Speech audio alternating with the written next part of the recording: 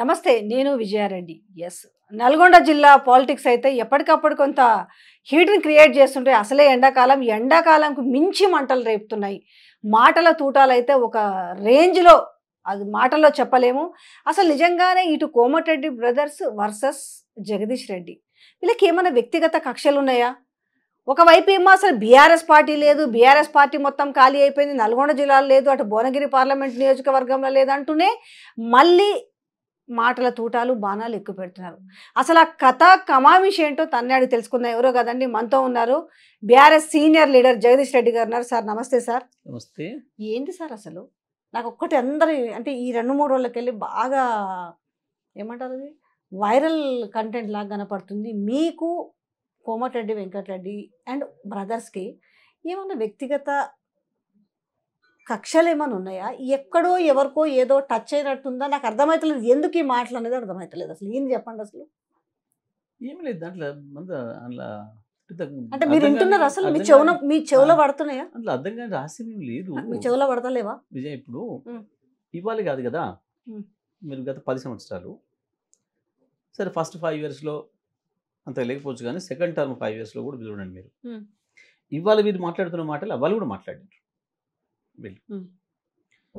అవాళ మంత్రిగా ఉన్నా కాబట్టి నా మీదనే దాడి చేశారు. హ్మ్. ఇప్పుడు వాళ్ళు మంత్రులు అయినప్పటికి కూడా ఇంకా నేనే మంత్రి అనే భావంతో ఉన్నారు అందుకే నేను మాజీ అనలేకపోయాను ఇందాక. వాళ్ళు. అదే పద్ధతిలో మాట్లాడుతున్నారు. హ్మ్. అంటే వాళ్ళు మేము బాధ్యతలకు వచ్చినమన్న సోయి కూడా లేకుండా మాట్లాడుతున్నారు. ఇక వ్యక్తిగత ఆరోపణలకు సంబంధించి అయితే ఇందులో ఒక్క మాట. నేను ఎప్పుడు అంటే చేయలేదు. మీరు బాగా పాతుకుపోయిన లీడరు అంటే జగదీష్ రెడ్డి అనే వ్యక్తి మూకుమ్మడిగా నల్గొండ జిల్లాను గుత్తకు పట్టిండని భయమా? అసలు అంటే పొద్దున్న లేస్తే ఈ జిల్లాలో వాళ్ళు గెలిచినప్పటి నుంచి చూస్తే మామూలుగా జపం చేస్తుర్రు. ఎవరు జపం చేస్తురో లేరో గానీ, ఇప్పుడు ఓనాడు 10 ఏండ్లు మాదే అధికారం అంటారు. తర్వాత 20 ఏండ్లు మాదే అధికారం అంటారు. మిమ్మల్ని ఎట్టనైనా జైల్లో పెట్టిస్తాం అంటున్నారు. ఓకే. కొత్తగా వీలు పెట్టేసింది నేను తెలంగాణ కొరకు జైలు 2 సార్లు వచ్చినది కానీ అయితే మీరు మొదలైన ప్రశ్నకి హ్మ్. ఈ జిల్లాలో హ్మ్. కాంగ్రెస్ పార్టీ తిరుగులేని ఆధిపత్యం ఉన్న పార్టీ గతంలో. ఒక్క మాధవరెడ్డి గారి సమయంలో కొంత డిస్టర్బ్ అయింది తప్ప కాంగ్రెస్ పార్టీ ఇక వారిపోయిన తర్వాత ఇంకా వీళ్ళు ఇప్పుడు కూడా ఎదురులేకుంటున్నారు. వీళ్ళకి జగదీష్ రెడ్డి అనేటోడి రాక అనూహ్యమైంది. నేను ఒక స్పార్క్ లాగా వచ్చిన సడన్గా వస్తే వచ్చినవన్నీ వీళ్ళు అంతకుముందు ఊహించలేదు. నల్గొండ జిల్లాలో టీఆర్ఎస్ పార్టీకి 6 సీట్లు వస్తాయని చెప్పి 14లో ఊహించలేదు. అది ఒక వైపు మంత్రిగా వచ్చిన వీళ్ళు 10 ఏళ్ళు 15 ఏళ్ళు 20 ఏళ్ళు ఎమ్మెల్యేలుగా ఉన్నా ఎవరి ఇంట్లో 5 ఏళ్ళు మంత్రి పదవి చేసిన వాళ్ళు లేరు ఎక్సెప్ట్ చానారెడ్డి గారు. హ్మ్. వీళ్ళు తీయని చరిత్ర. నేను వరుసగా 5 ఏళ్ళు ఉన్నా 10 ఏళ్ళు కూడా ఉన్నా వీళ్ళ మూలాలన్నీ పెకిలించిన. అంతకుముందు వీరు ఎవరెవరు ఏ పార్టీలో ఉన్నా అధికార పార్టీలో ఉన్నోళ్ళు ప్రతిపక్షంలో ఉన్నోళ్ళు సహకరించుకునేవారు హ్మ్. ఒకరికొరు వాళ్ళ పునాదులు కదలకుండా. వీళ్ళకి ఎవరు గట్టివాడు తగలలేదు. నేను ఉద్యమకారుడిని, నాకు రాజీ లేదు. కేసీఆర్ గారు ఇచ్చిన బాధ్యత నాకు ఏదైతే ఉందో మంత్రి పదవి జిల్లాలో నేను అభివృద్ధికి సంబంధించి సహజంగానే అన్ని కార్యక్రమాలు కేసీఆర్ గారు నిర్ణయించేవి రాష్ట్రానికి అన్నిటి సమానంగా తీసుకోవడం అవి రొటీన్గా వస్తూనే ఉన్నాయి. కొన్ని అదనంగా నేను తీసుకున్నా. యాదాద్రి పవర్ ప్లాంట్ కావచ్చు, మెడికల్ కాలేజీలు కావచ్చు, జిల్లాలను ఏర్పాటు చేసింది కావచ్చు, ఇట్లా కొన్ని శాశ్వతంగా మిగిలిపోయే పనులను నేను చేసిన నాయకుడు. చేస్తూనే రాజకీయంగా వీళ్ళని దెబ్బకొట్టిన. వీళ్ళ నియోజకవర్గాలలో మొత్తం అందరినీ ఖాళీ చేయించినాను. ఎంపీపీలు జడ్పీటీసీలు అందరూ కూడా ఇంటరాక్ట్ చేసిన నేను ఒక్కరిని కూడా భయపెట్టించో బలవంతం పెట్టో ఆశ పెట్టో ఒక్కరిని కూడా మార్చలేదు మన జీవితంలో. ఒక పార్టీ మారడం మారకపోవడం దాని మీద నాకు ప్రిన్సిపల్ ఉంది. మరి ఎట్లా అట్రాక్టివ్ అయినారు? ఎవరైనా సరే ఒక రాజకీయ పార్టీని అనుసరించడం అనేది ఒక సిద్ధాంతం. వాళ్ళకి ఇష్టమై మార్చుకోవాలి తప్ప బలవంతంగా మార్చడం అనేది మంచిది కాదు అనేది నా ప్రిన్సిపల్. నాకు మొదటి నుంచి నా ప్రిన్సిపల్ నేను పాటించిన. నా పని విధానంతో వాళ్ళని అందరినీ కూడా మార్చుకోగలిగాను. ఎందుకు అంటే ఇదంతా ముందు కక్షలతో ఉండే జిల్లా. ఒక పార్టీ కూడా ఇంకో పార్టీ మాట్లాడుకునే పరిస్థితి ఉన్నప్పుడు జిల్లా. నేను మంత్రి అయిన తర్వాత పాపం వాళ్ళు కూడా కొంత భయంగా ఉండేది. నేను దూరంగా ఉన్న వాళ్ళని పిలిచి నేను ఏదైనా ప్రోగ్రాం పోయినప్పుడు మొత్తం జిల్లాలో అన్ని మండలాలు తిరిగిన ఏకైక మంత్రిని నేను. మొత్తం నల్గొండ జిల్లా 75 సంవత్సరాల రాజకీయ చరిత్రలో అన్ని మండలాలు దాదాపుగా 600 గ్రామాలు తిరిగిన మంత్రిని నేను. అక్కడ పోయినప్పుడు స్థానికంగా కాంగ్రెస్ ఎంపీటీసీలు, ఎంపీపీలు, జెడ్పీటీసీలు, సర్పంచ్లు ఉండేది. ఇక వేరే పార్టీ కాబట్టి మేము రాకూడదు కదా అని అట్లా దూరంగా ఉండేవారు. నేను పిలిచి మరి సర్పంచ్ ఉంటే సర్పంచ్తో ముందు కొబ్బరికాయ కొట్టించామని, ఆ తర్వాత ఎంపీటీసీ, తర్వాత జెడ్పీటీసీ, ఎంపీపీ ప్రోటోకాల్ ప్రకారం చేయించాము. ఇట్లా నన్ను ఒకసారి 2 సార్లు 3 సార్లు చూసిండ్రు. 2 ఏళ్ళు 3 ఏళ్ళు చూసిన తర్వాత ఒకరొకరు వాళ్ళే దారి పట్టిండ్రు.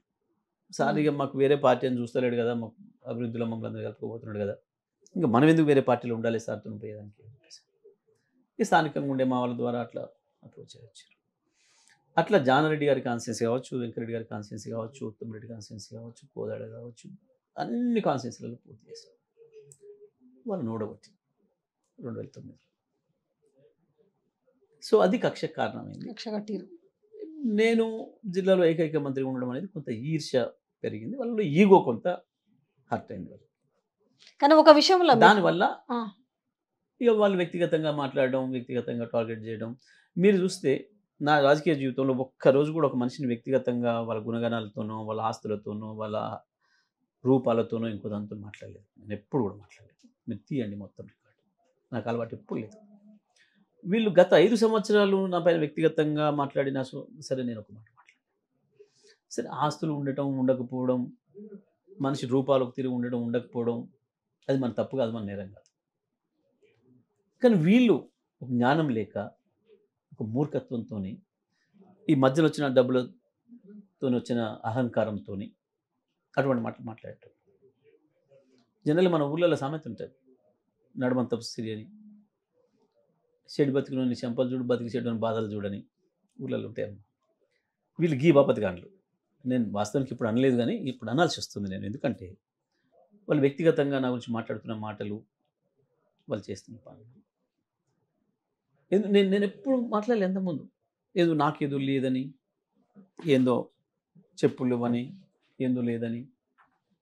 నాకు ఎప్పుడు అసలు నేను నా కులమే అన్నట్టు నేను క్లెయిమ్ చేసుకోవాలి నా జీవితంలో. నా విద్యార్థి దశలో నా కులం మీద ఎవరికి కూడా తెలియదు. నన్ను జయచంద్ అని అనేవారు ఎవరైనా సరే. అట్లున్న వాళ్ళం మేము. కాబట్టి నేనేమున్నా, నేను ఏడబుట్టినా, నేను ఏడబెరిగినా, ఏం చేసినా అని నాకు ఇప్పుడు గొప్పలు చెప్పుకున్న అలవాట్లేదు, గొప్ప చెప్పుకున్న అలవాట్లేదు. కానీ వీళ్ళు పదే పదే అన్న తర్వాత నేను మాట్లాడాల్సి వచ్చింది. బేసికల్గా మీరు అడిగిన దానికి ప్రధానమైంది ఈర్ష్య, ద్వేషం, వాళ్ళ అహంకారం దెబ్బతిని దాని నుంచి వచ్చిన. కానీ కోమటిరెడ్డి బ్రదర్స్ అంటే అప్పట్లో వైఎస్ హయాంలో వీళ్ళు ఎదిగిన తర్వాత ఇంకొక వ్యక్తిని, ఏ లీడర్ని సొంత పార్టీలో ఎమర్జ్ అవ్వనివ్వలేదు, బయట పార్టీని ఎమర్జ్ అవ్వనివ్వలేదు. అదేదో కనిపిస్తున్నట్టు కనిపిస్తుంది. అయితే ఇప్పుడు చూసుకుంటే వాళ్ళ పార్టీ నుంచి చూసుకుంటే ఒకవైపు మిమ్మల్ని కార్నర్ చేస్తూ, మరొక వైపు నల్గొండలో జానారెడ్డి కొడుకు రఘువీర్ పోటీ చేయడం కావచ్చు, భువనగిరి పార్లమెంట్ నియోజకవర్గం నుంచి చామల కిరణ్ కుమార్ రెడ్డి ఎవరు, అదే రేవంత్ రెడ్డికి అనింగుడు ఆయన. కాకపోతే వీళ్ళు ఎప్పుడు ఒక కొత్త వ్యక్తిని ఎమర్జ్ కానివారు. అట్లాంటిది ఈరోజు రేవంత్ రెడ్డిని పక్కన పెట్టుకొని, రేవంత్ రెడ్డిని అంటే అత్యధికంగా దూషించిన వ్యక్తులు వాళ్ళే, ఈరోజు అత్యధికంగా ప్రేమిస్తున్న వ్యక్తులు కూడా వీరేనా అని అనిపిస్తూ, అంటే రేవంత్ రెడ్డి కూడా ఒక మాట, నా తరువాత ముఖ్యమంత్రి అర్హత, ఈ మాటలన్నీ మీకు కంపారిటివ్లో చూసుకుంటే ఒక వ్యక్తిని వీళ్ళు, ఎందుకంటే ఫర్ సపోజ్ ఒక పటేల్ రమేష్ టికెట్ ఇవ్వడానికి వాళ్ళు ఒప్పుకోలే, ఒక అద్దంకి దయాకర్ని ఎమర్జ్ అవ్వడానికి ఒప్పుకోలే, ఎవరిని కూడా. అట్లాంటిది ఈరోజు ఒక రేవంత్ రెడ్డి సన్నిహితుడైన చామల కిరణ్ కుమార్ రెడ్డిని గెలిపించుకోవడానికి చాలా కష్టపడుతున్నారు కదా. ఇవన్నీ చూస్తుంటే మీకు ఏమనిపిస్తుంది అసలు? లేదమ్మా, మీరు కొంచెం పొరపడ్డారు. అదే క్లారిటీ కోసమే మిమ్మల్ని అడిగాను. వీళ్ళు పెద్ద దొంగలు, పైకి ఒకటి మాట్లాడతారు, లోపల ఒకటి చేస్తారు. ఇప్పుడు అయితే ఆ సంగతి రేవంత్ రెడ్డికే బాగా తెలుసు మనకంటే. చస్తే నమ్మడు, ఎవరన్నారు అంటే ఈ ముగ్గురు పక్క పక్కన ఉంది అంత వేస్ట్. అంటే సునీల్ కనుగోలు మీరు లోపల తనుకున్నా సరే బయటికి మాత్రం ఒకే మంచం ఒకే కంచం అన్నట్టుగా కడుపులో కత్తులు పెట్టుకొని పనిచేస్తారు వీళ్ళు. వీళ్ళకి మించినోడు ఆయన రేవంత్ రెడ్డి, కావాలనే పెట్టిండు ఆయన. ఇక్కడ ఎందుకు ఈ మాత్రం వాళ్ళు రేవంత్ రెడ్డి ఇద్దరు పొగుడుతున్నారంటే, మంత్రి పదవిని కాపాడుకోవాలని పెద్ద ఆయన, నేను మంత్రి పదవి తెచ్చుకోవాలని చిన్న ఆయన. ప్రస్తుతానికి అధిష్టానాన్ని పెద్దగా నడుస్తలేదు ఇక్కడ. రేవంత్ రెడ్డి ఉమ్, పవర్ఫుల్గా కూర్చున్నాడు. ఎందుకంటే అధిష్టానం బలహీనంగా ఉంది. ఉమ్, రాహుల్ గాంధీ బలహీనమైన నాయకుడు. ఉమ్. ఈయనదే నడుస్తున్నది. అధిష్టానంతో చెప్పించుకొని చేద్దాం అనుకున్న ప్రయత్నం విఫలమవుతుంది. ఈయన పాత్ర ఎక్కువ ఉంది కాబట్టి ఈయనను కాకబట్టే పనిలో ఉన్నారు. ఉండి పోగొట్టుకుంటా ఆయన పెట్టిన అభ్యర్థుల్ని కూడా మేము గెలిపిస్తాం, మేము గెలిపించడానికి ప్రయత్నం చేస్తామన్న భావన బయటికి కనపడిస్తున్నారు. కానీ వాళ్ళిద్దరు గెలవడం కూడా వీళ్ళకి ఇష్టం లేదు. ఉమ్. వీళ్ళిద్దరి మధ్యలో ఉన్న పంచాయతీని తెలివిగా వాడుకుంటున్నాడు రేవంత్ రెడ్డి. కానీ ఇందులో మంత్రి పదవి ఇంకొక కోసం లాజిక్ ఆలోచి- కూడా ఉన్నట్టుంది కదండి వాడుకుంటాడు. జగదీష్ రెడ్డి. ఇంకొక లాజిక్ కూడా ఉంది. సిట్టింగ్ సీటు మల్కాజ్గిరి ఉంది రేవంత్ రెడ్డి. అక్కడ అసలు థర్డ్ ప్లేస్లో ఉండే పరిస్థితి కనిపిస్తుంది ఎవరు కళ్ళ ముందు చూస్తుంటేనే. ఆ సీట్ అక్కడ ఓడిపోతారు. ఇక్కడ వీళ్ళు కోమటిరెడ్డి బ్రదర్స్ కలిసి సపోజ్ మేము ఇద్దరిని గెలిపిస్తే మాది పై చేయి ఉంటుంది అనే ఒక ఆస్పెక్ట్లో పోతలేరని ఎందుకు అనుకుంటున్నారు? అంటే జరుగుతున్న రాజకీయ పరిణామాలు ఇక్కడ వరకు చూస్తుంటే, ఈ జిల్లాల వరకు చూసుకుంటే కొంచెం విచిత్రంగా ఉన్నాయి మరి. ఎందుకంటే ఉమ్. ఎట్టి పరిస్థితుల్లో భువనగిరి గెలవనివ్వరు. భువనగిరి మా సీటు, మా కుటుంబం చేతిలో ఉండాల్సింది. ఎందుకంటే వాళ్ళు చివరి క్షణం వరకు వాళ్ళ కుటుంబ సభ్యులకి ప్రయత్నం చేసింది. చూడండి, అవును. ఈయన వైఫ్ కొరకు ఈయన ప్రయత్నం చేసిండు, వాళ్ళ అన్న కొడుకు కొరకు ఆయన ప్రయత్నం చేసిండు. కానీ తెలివిగా రేవంత్ రెడ్డి ఇద్దరి మధ్యన పంచాయతీ పెట్టి ఆయన అనుకుని ఆయన చేసుకున్నాడు. ఇప్పుడు మరి తప్పని పరిస్థితుల్లో దబ్బుకున్న వాడు గెలుస్తాడేమో, గెలిస్తే మా పరువు ఆయనతో పోతుంది, మేము లేకుండా గెలిచిన అనేది వస్తుంది అనే భావనతోని ఎక్కువ హడావుడి చేస్తున్నారు. అంటే మీరు అనేది ఏంటంటే ఎట్టి పరిస్థితుల్లో వీళ్ళు సహకరించరు, ఇష్టం లేదు. లేదు. కానీ ఓడగొట్టే ప్రయత్నం చేస్తే ఓడిపోతే పర్వాలేదు, కానీ మేము ఓడగొట్టే ప్రయత్నం చేసినా గెలిస్తే మా పరువు ఆయనతో పోతుంది రేవంత్ దగ్గర అధిష్టానంలో.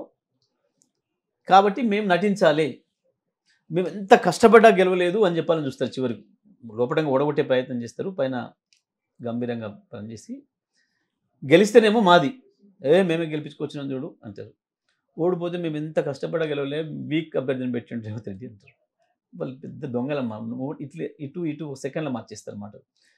వాళ్ళు ఇక్కడనే ఈడ కూర్చొని ఈ రూమ్లో ఒకరికి ఒక మాట చెప్తారు, పక్క రూమ్లో తీసుకుపోయి ఇంకో మాట చెప్తారు, అవతల ఇంకో రూమ్లో ఇంకో మాట చెప్తారు. ఏమని, తమ్మి నువ్వు దూరం కాదురా, మా తర్వాత నువ్వే ఎమ్మెల్యే ఇక్కడ అని ఒకరికి చెప్తారు.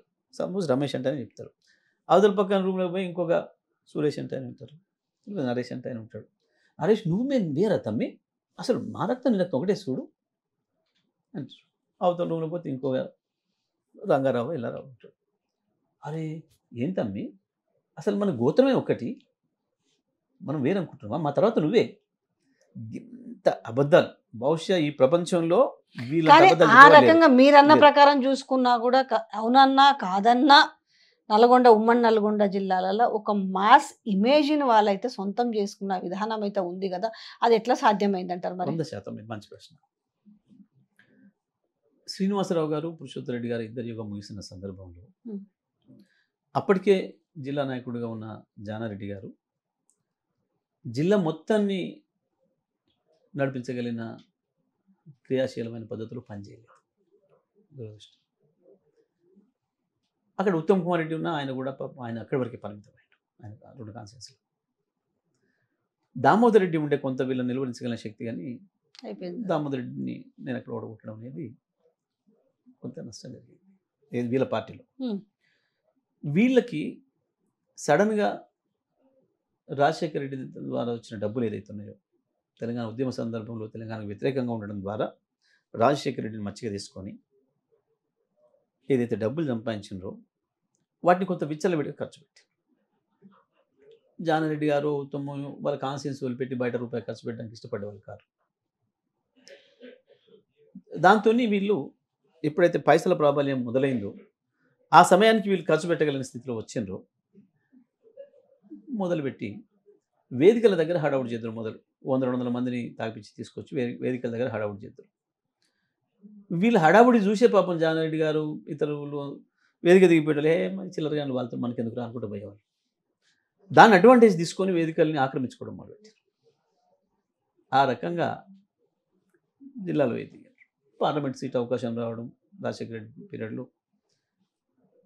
అట్లా ఈ కాంగ్రెస్లో జనరల్ ఎప్పుడు వైరుధ్యాలు ఉంటాయి మొదటి నుంచి.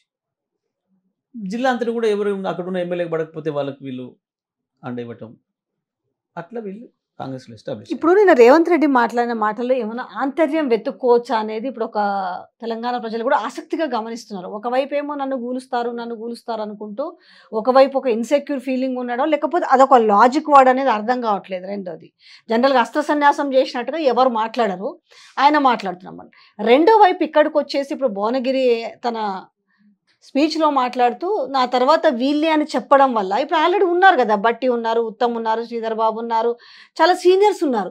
కానీ వాళ్ళ పేరు ఎత్తకుండా కాన్స్టిట్యున్సీకి వచ్చినందుకు ఎత్తిండా, లేదంటే ఏదన్నా గ్రూప్ రాజకీయాల వైపు మొగ్గడానిక, ఏదో చీలిక రావడానికి ఎత్తినట్ట మరి ఆ మాట?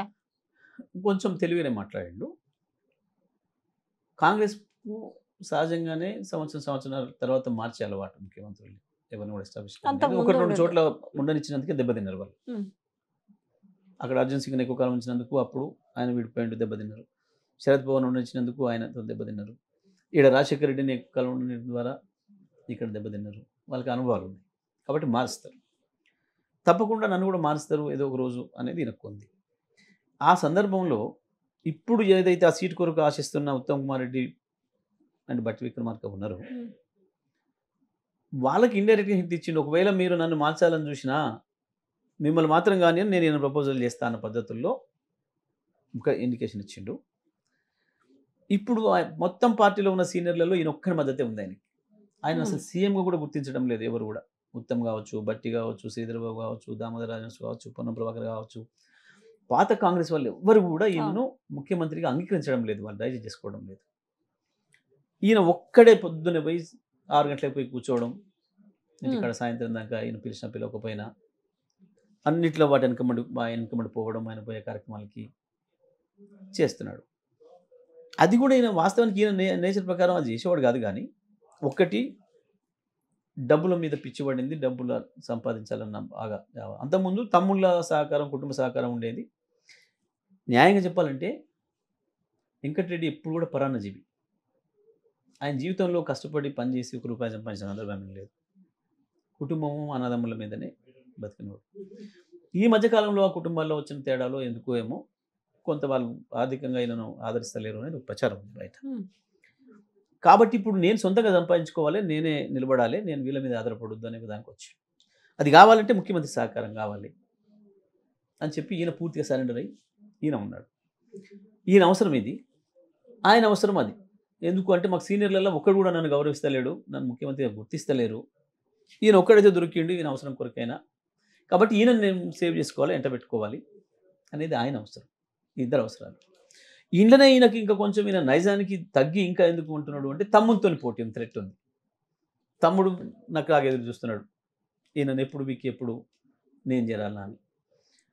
అన్న నుంచి కూడా తమ్మునికి ఇవ్వచ్చు కదా అని ఒక వాదన ఉంది, కానీ ఇయ్యలేరు. ఎందుకంటే ఈ ఒకే జిల్లాలో ముగ్గురికి ఒకే సామాజిక వర్గం అంటే అది కాదు కదా.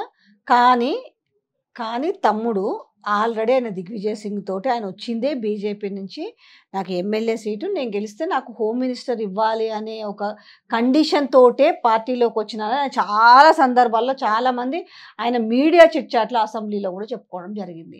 ఇప్పుడు ఒక సామాజిక వర్గానికి ముగ్గురు ఆల్రెడీ మరి అట్లంటే మీరున్నప్పుడు ఒకరే ఉంటే మరి ఇప్పుడు ఇద్దరు ఉన్నారు, ముగ్గురికి ఇవ్వడం తలుచుకుంటే కాంగ్రెస్ పార్టీ వల్ల కాదా? ఏదైనా జరగవచ్చు కదా, ఉంటే ఒకవేళ అవ్వలేడా?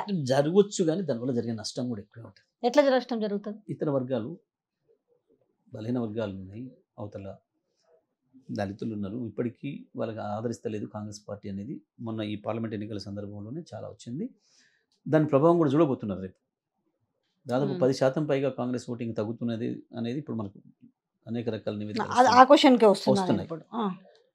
ఎందుకంటే వీళ్ళు చేసిన పనులు అహంకారంతో పోయి మేము ఏం చేసినా జరుగుతుంది, ఎవరిని పెట్టినా నడుస్తుంది అని చెప్పి కొంతమంది ఏమో ఇతర పార్టీ నుంచి తీసుకోవడం అయితే, అసలు సామాజిక వర్గాల సమీకరణలు లేకుండా, లెక్క లేకుండా, వాళ్ళని ప్రజల్ని పట్టించుకోకుండా, ఎందుకంటే ఆ చైతన్యం వచ్చి ఉన్నది ఈ సమాజంలో. ఎంత మేరకు పనిచేస్తుంది అంటే కొన్ని సందర్భాల్లో పనిచేస్తున్నది, సామాజిక వర్గాల సమీకరణ అనేది పనిచేస్తున్నది, అసలే పనిచేయకుండా ఉండదు. కొన్ని సందర్భాల్లో ఫలితాలను ప్రభావితం చేసే స్థాయికి కూడా వస్తుంది. కొన్ని సందర్భాల్లో వాళ్ళు ఈసారి దాన్ని పట్టించుకోలేదు వీళ్ళు. రేపు ఇంకా అదే కనుక జరిగితే కాంగ్రెస్ పార్టీకి ఇప్పుడు ఈ ఎన్నికల్లో అభ్యర్థుల ఎంపికల్లో జరిగిన లోపాల వల్ల జరిగే నష్టం ఏదైతే ఉందో, రేపు మంత్రివర్గంలో కూడా అట్లాంటిదిగా జరిగితే ఇంకెక్కువ డ్యామేజ్ అయ్యే అవకాశం.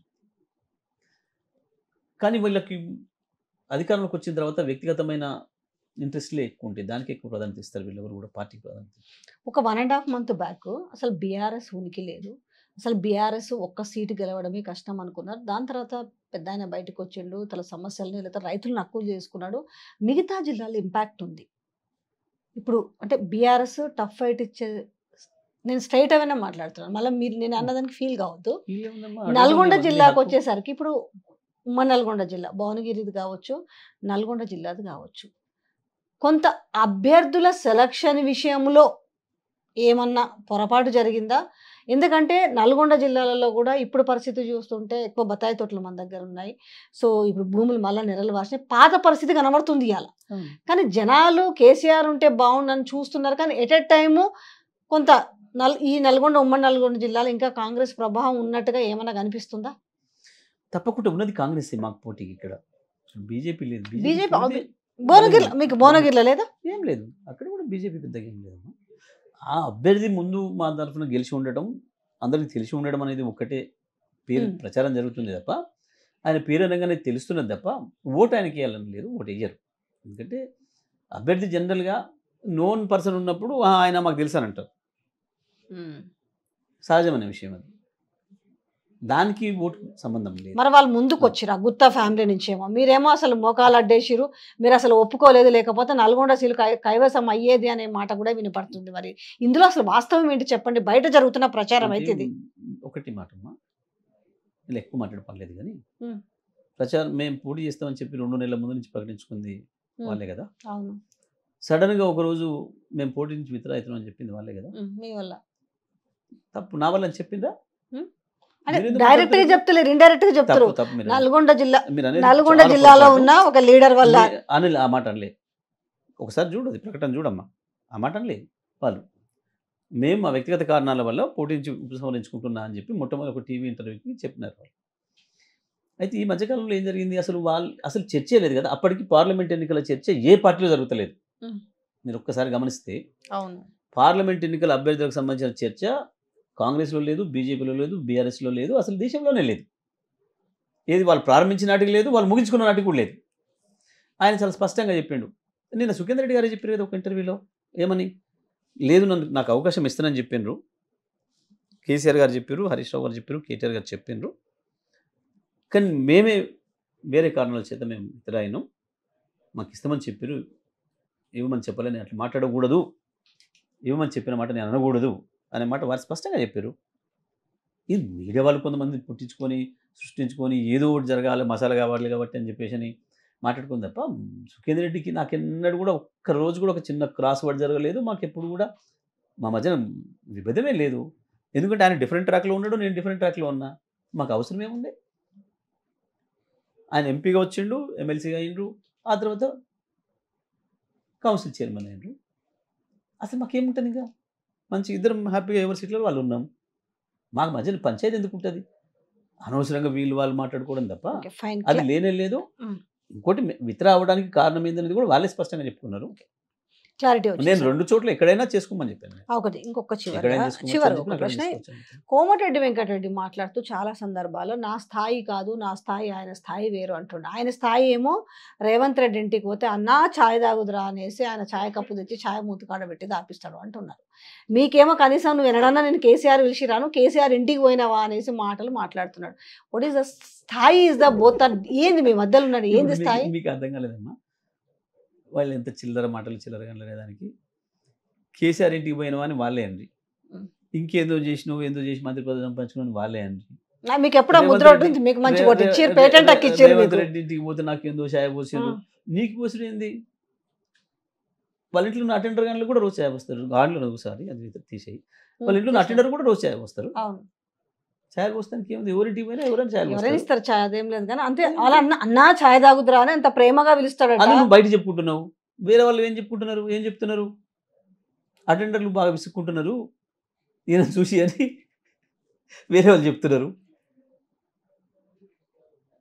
కేసీఆర్ నా గురించి ఏమన్నాడు, నేను కేసీఆర్ గురించి ఏమన్నా, ఈయన గురించి రేవంత్ రెడ్డి గురించి ఆయన ఏమన్నాడు, ఆయన గురించి ఈయన ఏమన్నాడు, కొంచెం మన సిగ్గు అనిపించాలి కదా మాట్లాడేటప్పుడు.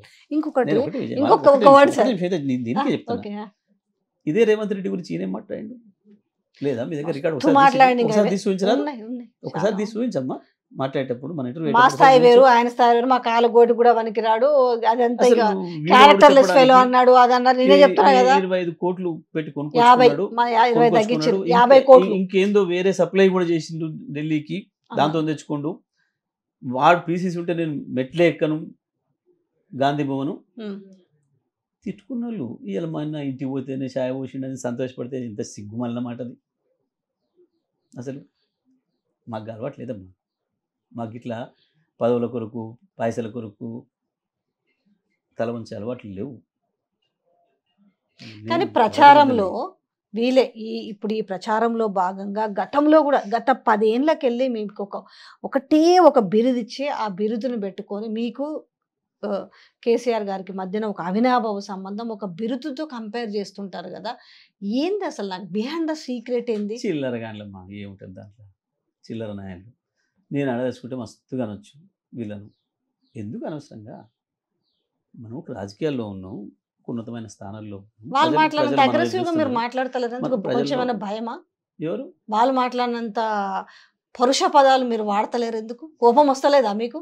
అంటే నాకు మొదటి నుంచి కూడా భాష విషయంలో కొంత జాగ్రత్తగా ఉండాలి, ఉంటే మంచిది అనేది కేసీఆర్ గారి నుంచి వచ్చిన అలవాటు. నాకు వ్యక్తిగతమైన ఆరోపణలు మాట్లాడడం చేసుకోవడం మంచిది కాదు అనేది కూడా నాకు భావన. ఎందుకంటే మొత్తం రాజకీయ వ్యవస్థ మీదనే ప్రజలకు అసహ్యం వస్తుంది ఇటువంటి మాటల వల్ల.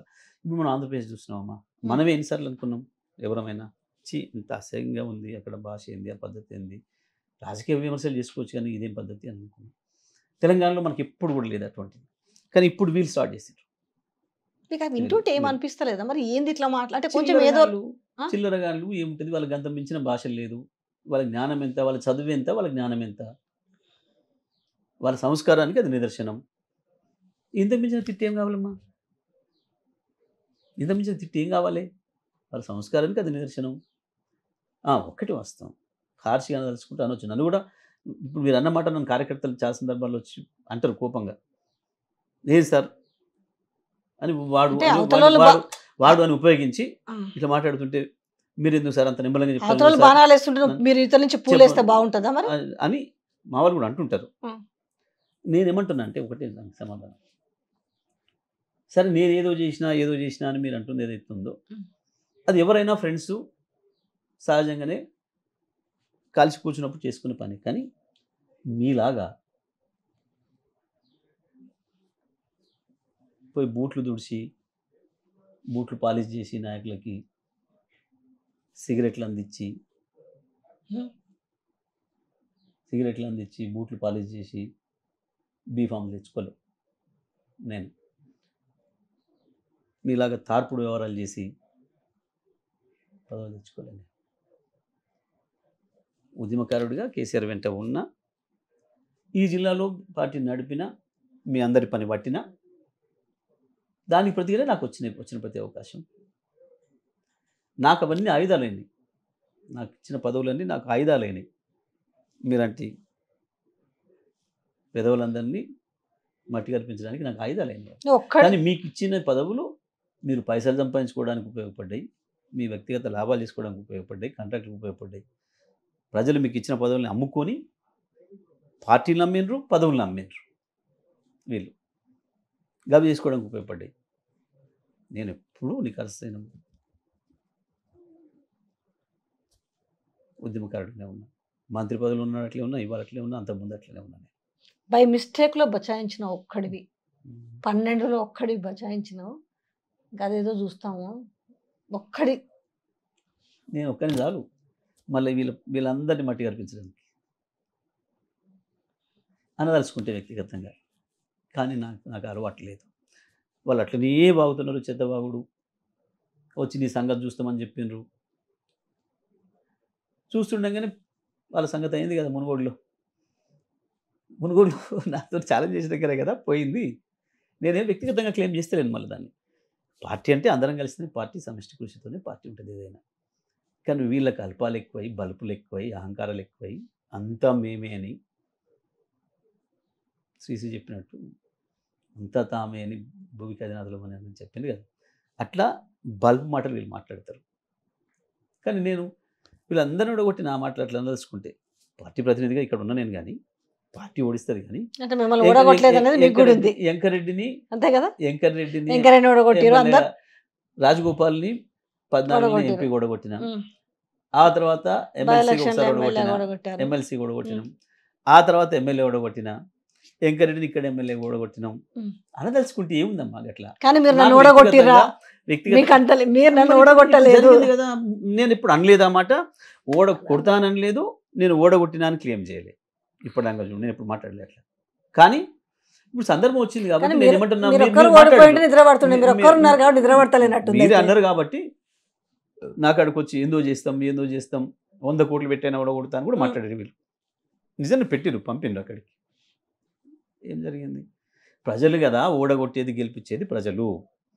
నేను ఓడగొడతాను నిన్ను అంటే కాదు. ఆడ 5 లక్షల మెజారిటీ, ఇక్కడ 4 లక్షల మెజారిటీ తెస్తారట. సరే, అదే మెజారిటీ బీఆర్ఎస్కి వస్తుందని నేను కూడా అంటాను. అనడానికి ఏముందమ్మా, అనడానికి ఏముంది, అనొచ్చు కదా. ఎవరైనా అనడానికి వాళ్ళదైన మాట నాదైన మాటే కదా. ఉందా ఆ పాసిబిలిటీ? ఉందా? 5 ఉంది, మొత్తం మేము గెలిచే పాసిబిలిటీ ఉంది రెండిట్లో, అందులో సందేహం లేదు.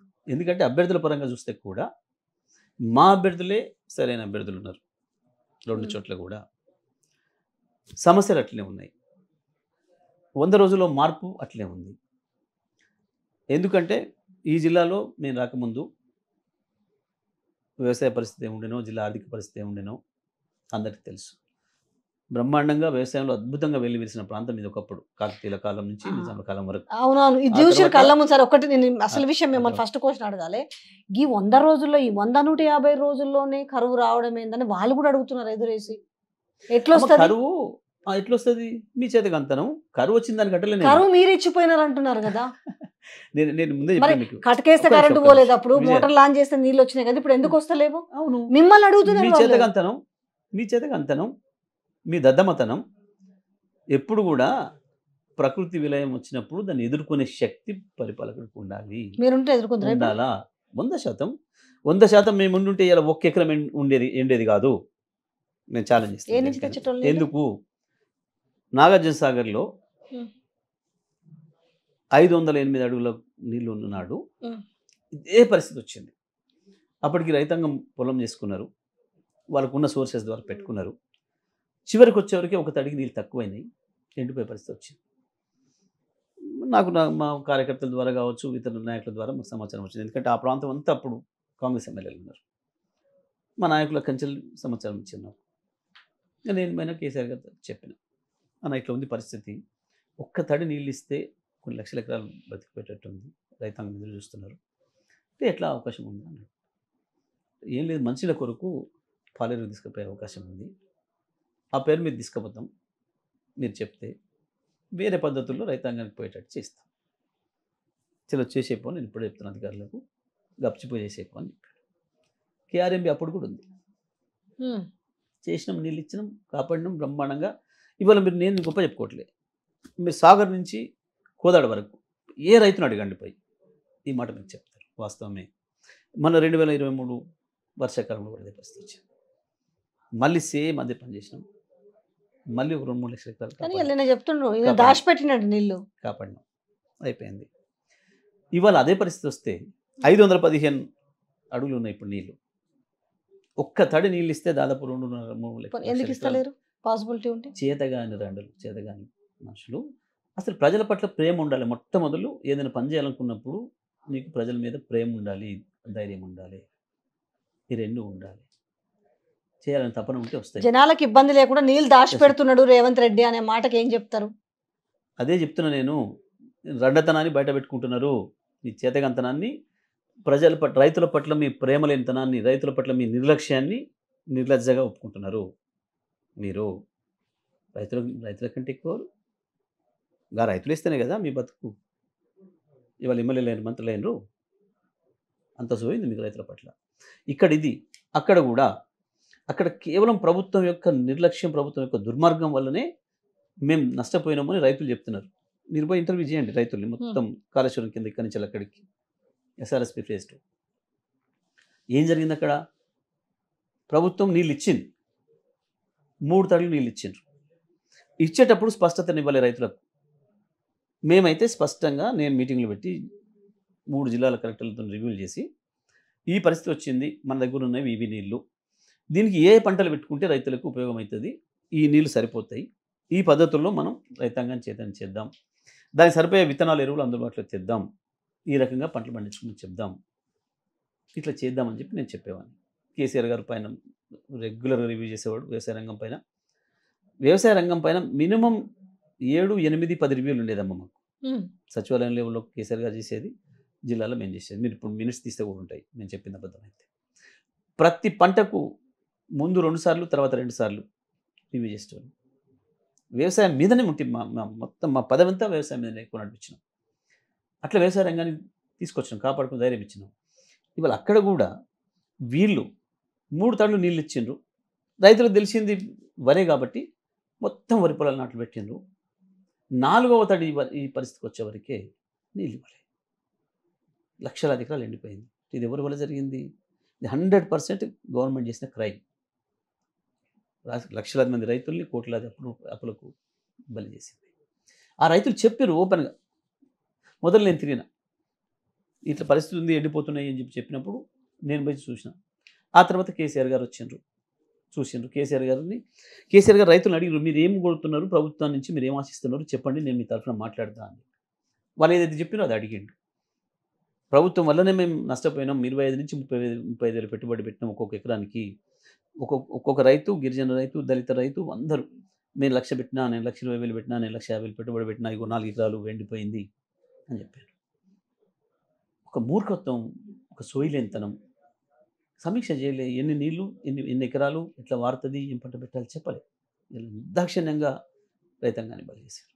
ఇది కరువు. ఎట్లా అంటే కరువు వచ్చినప్పుడు ప్రభుత్వం ఉన్న పరిస్థితిని అంచనా వేసి ఏం చేయొచ్చు, ఏం చేయాలి, ఏం చేయకూడదు, ఈ విషయాలు ప్రజలకు చెప్పాలి. మా బాధ్యత. ఇప్పుడు తుఫాన్ వస్తుంది, తుఫాన్ వచ్చినప్పుడు తుఫాన్ హెచ్చరికలు, జాలర్లు వెళ్ళొద్దు, లోతట్టు ప్రాంతాల ప్రజలు ఇల్లు ఖాళీ చేయండి, సురక్షితమైన ప్రదేశాలకు వండి, ఈ రకంగా చెప్తాం కదా. క్యాంపులు ఏర్పాటు చేస్తారు కదా, సహాయ కేంద్రాలు ఏర్పాటు చేసి పెడతారు కదా.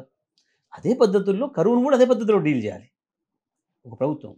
అది ప్రభుత్వ బాధ్యత.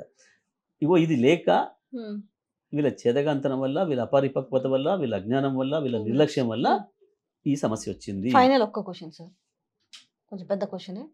20 ఏళ్ళు మేమే అధికారంలో ఉంటాము, ఇప్పుడు ఆయన కర్ర పట్టుకొని వచ్చి, ఇంకో వాడు కూడా అన్నారు నాకు అనబుద్ధిగా అట్లట్లేదు, కర్ర పట్టుకొని వచ్చి ఇప్పుడు ఏం చేస్తాడు, ఏం మాట్లాడతాడు, ఏం చెప్తాడు ప్రజలకు అనేది ఒక చాలా ఇట్లా తీసి పడేసినట్టుగా మాట్లాడాడు. రేపు ఏం ఇంపాక్ట్ ఉండబోతుంది వచ్చిన తర్వాత? కేసీఆర్ చెప్పే మాటల మీద ఇంపాక్ట్ ఏంది, అసలు కర్ర పట్టుకొని వచ్చి ఇప్పుడు ఏం చేస్తారు ముసలాయన అన్నట్టుగా మాట్లాడతారు. సింపుల్. ఒక్కరోజు కర్ర పట్టుకొని బయటకు వెళ్తేనే వణికిపోయారు మీరందరూ. అప్పటిదాకా మీరు అన్నది చూడు, మొదలు ఒక మాట, అసలు 2 నెలల క్రితం లేని టీఆర్ఎస్ అని బీఆర్ఎస్ అనే మాట, ఇద్దరు కూడబడుకొని బీజేపీ అండ్ కాంగ్రెస్లో, ఈ మీడియా మొత్తం వాళ్ళ చేతిలోనే ఉంది కాబట్టి కూడబలుక్కొని బీఆర్ఎస్ లేనే లేదు అనిపిద్దామని ఒక పిచ్చి భ్రమలో పోయారు.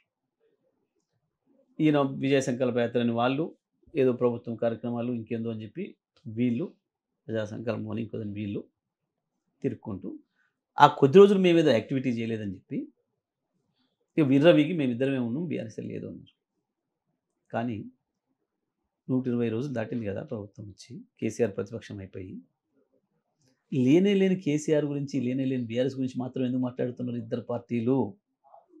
వాస్తవానికి మీ నుంచి నేను సీటు గుంజుకోవాలనుకుంటూ మీరు మాత్రమే ఉన్నారనుకుంటూ మీ మీద చేయాలి నేను విమర్శ, లేదా నేను ఉన్నానుకుంటూ మీరు నా మీద విమర్శ చేస్తారు. కానీ మన ఇద్దరం కలిసి ఆయన మీద, కెమెరామెన్ మీద చేస్తున్న దాటి అంటే దాని అర్థమైంది, ఆయన మాత్రమే ఉన్నాడు, ఆయన ఉనికి మాత్రమే ఉన్నది, మనమే నామ మాత్రమే ఉన్నాము అని అర్థం. మోడీ ఇక్కడికి వచ్చినా ఇప్పటికి కూడా ఇవ్వాలా ఇంకా రేవంత్ గురించి మాట్లాడు, కాంగ్రెస్ గురించి మాట్లాడు, కేసీఆర్ గురించి మాట్లాడిపోతాడు, కేసీఆర్ మీద దాడి చేసిపోతాడు. ఇప్పటికీ రేవంత్ రెడ్డి అనేవాడు రాత్రి పగలు కేసీఆర్ని కలవరిస్తున్నాడు. ఆయన మంత్రులందరూ కూడా, ఆయన సామంతులందరూ కూడా కేసీఆర్ని కలవరిస్తున్నారు. దాని అర్థం కేసీఆర్ మాత్రమే ఉన్నాడు సెంటర్ పాయింట్ ఇవాళ ఈ రాష్ట్రంలో. Interesting element. ఆయన మాత్రమే ఉన్నాడు. కొన్ని చోట్ల వీళ్ళు ఉన్నారు, కొన్ని చోట్ల వాళ్ళు ఉన్నారు. అందుకే ఇద్దరు కేసీఆర్ మీద దాడి చేస్తారు. 10 ఏళ్ళు మీడియా ముందుకు మీన్స్ ప్రెస్ మీట్లు పెట్టిండు కానీ ఫేస్ టు ఫేస్ ఆయన ఇంటర్వ్యూలు ఇచ్చిన సందర్భం ఈ 10 ఏళ్లలో ఎక్కడా లేదు. ఇప్పుడు మళ్ళీ ఇచ్చిండు, ఇంటర్వ్యూస్ ఇవ్వలేదు. 10 ఏళ్లలో ఇచ్చిర్రు, నాకు తెలుసు, అయినో నేనే ఉన్నా, ఇచ్చిర్రు. ఇప్పుడు మళ్ళీ ఏదైనా కూడా తర్వాత ఒక చాలా కాలం తర్వాత ఓకే, సరే చాలా కాలం తర్వాత, మాకేం 10 ఏళ్ళనే గుర్తుంది, చాలా కాలం తర్వాత అట్లా చాలా వరకు మళ్ళీ ఒక టీవీ నేను పేరు కూడా చెప్తున్నాను, టీవీ9 వేదికగా ఇంటర్వ్యూ, ఒక లైవ్ ఇంటర్వ్యూ ఇవ్వడం ఏంటి అసలు? చాలా సందర్భాల్లో చాలా మీడియాకి ఇచ్చిండ్రు. మధ్యన చాలా ఇంట్రెస్టింగ్ ఎలిమెంట్ అయింది ఇది. రాజీవ్ సజేష్ ఎవరు ఆయనకు ఒకసారి ఇచ్చిండ్రు, ఇంకొకరు తెలుగు మీడియాలు ఇప్పుడు సంచలనమా కదా? చాలా మందికి ఇచ్చిండ్రు, తెలుగులో కూడా వచ్చింది. ఇప్పుడు ఇప్పుడు ఇప్పుడు ఏం ఇప్పుడు తప్పకుండా రేపటి నుంచి వెళ్ళి ప్రచారానికి బయలుదేరుతున్నారు. ఈ సందర్భంలో ఎవరో ఒక మీడియా హౌస్ అడుగుంటారు, ఇప్పుడు నన్ను అడిగిన అమ్మా ఇంటర్వ్యూ ఇచ్చిన కదా, అట్లనే వాళ్ళు అడిగి ఉంటారు, అడిగితే ఇస్తారు. అది మీకు సంచలనం. అంటే లేని కేసీఆర్ గురించి, ఉనికి లేని కేసీఆర్ గురించి ఎందుకు ఉలిక్కి పడుతున్నారు? ఉనికి లేని కేసీఆర్ గురించి ఎందుకు ఉలిక్కి పడుతున్నారు? That is KCR. కేసీఆర్ ఏమున్నాడు? కేసీఆర్ ఎన్ని సీట్లు గెలుస్తారు రాష్ట్ర వ్యాప్తంగా? 16 సీట్లలో మేమే ముందంజలు ఉన్నాం. కొంచెం ప్రాక్టికల్ గా చెప్పండి. నేనే ప్రాక్టికల్గా ఉన్నా, మీరు లేరు, మీరు భ్రమంలో ఉన్నారు, మీరు ఊహల్లో ఉన్నారు. ఇంత పెద్ద పార్టీలు అవి అని ఇప్పుడు బీజేపీ కాదు, మీడియా వాళ్ళందరూ వాళ్ళకు లొంగిపోయి, వాళ్ళకి భయపడి, వాళ్ళకి ప్రచారం చేసుకుంటూ తాత్కాలికంగా బీజేపీ 17 అంటది, కాంగ్రెస్ 17 అంటది, మీరు మాత్రం తగ్గించుకున్నారా? మేము 16 అంటున్నాం, మేము ఉన్నదినట్టున్నాం, వాళ్ళలాగా ఊహల్లో భ్రమలో లేము. మేము చెప్పండి. వాస్తవానికి 16 సీట్లలో మేము నెంబర్ 1 ఉన్నాం. కొన్ని సీట్లలో కాంగ్రెస్తో పోటీ ఉంది, కొన్ని సీట్లలో బీజేపీతో పోటీ ఉంది. టెక్నికల్గా 2-3 వేలతో ఎవరు కొన్ని సందర్భాల్లో వాళ్ళని గెలవచ్చు, మేము గెలవచ్చు. పోటీ ఇది. ఫైనల్గా ఎన్ని రావచ్చు?